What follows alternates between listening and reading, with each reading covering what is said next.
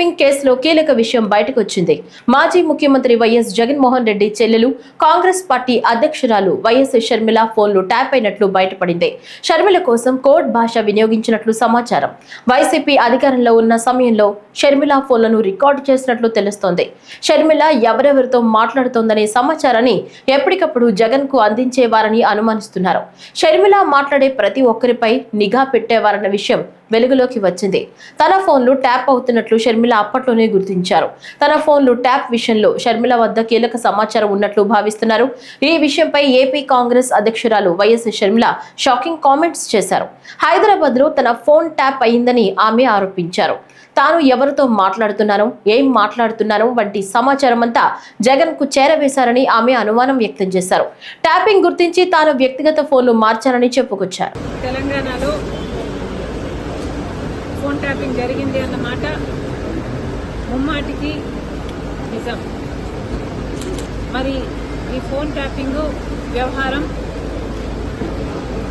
తెలంగాణ ముఖ్యమంత్రి, ఆంధ్ర ముఖ్యమంత్రి కలిసి చేసిన జాయింట్ ఆపరేషను లేకపోతే ఇది షేర్డ్ ఇన్ఫర్మేషను నాకు తెలియదు. కానీ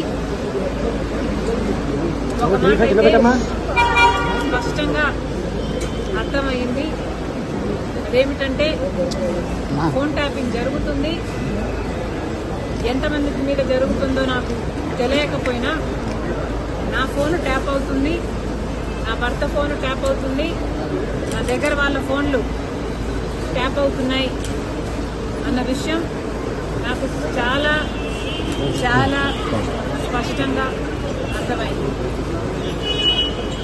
అసలు మా ఫోన్లు ట్యాప్ అవుతున్నాయి అనే అంశాన్ని నిజానికి నిర్ధారించింది వైవి సుబ్బారెడ్డి గారే.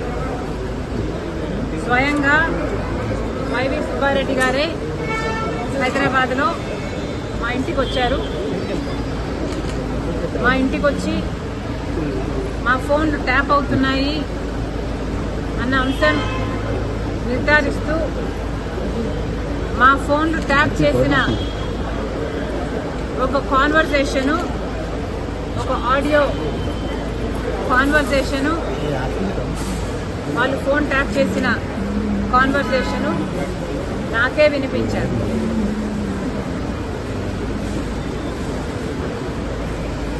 మరి ఈ విషయం సుబ్బారెడ్డి గారు ఇప్పుడు ఒప్పుకుంటారా అంటే నాకు తెలియదు, నాకు అనుమానమే. ఎందుకంటే జగన్మోహన్ రెడ్డి గారు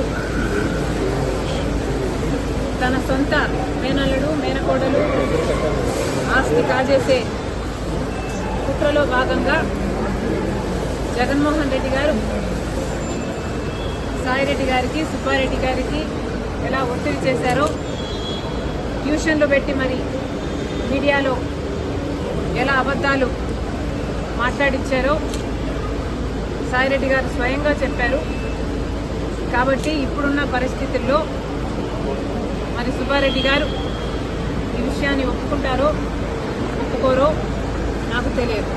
కానీ ఇది నిజమని నేను ఏ ఇన్వెస్టిగేషన్ ముందరైనా చెప్పగలను.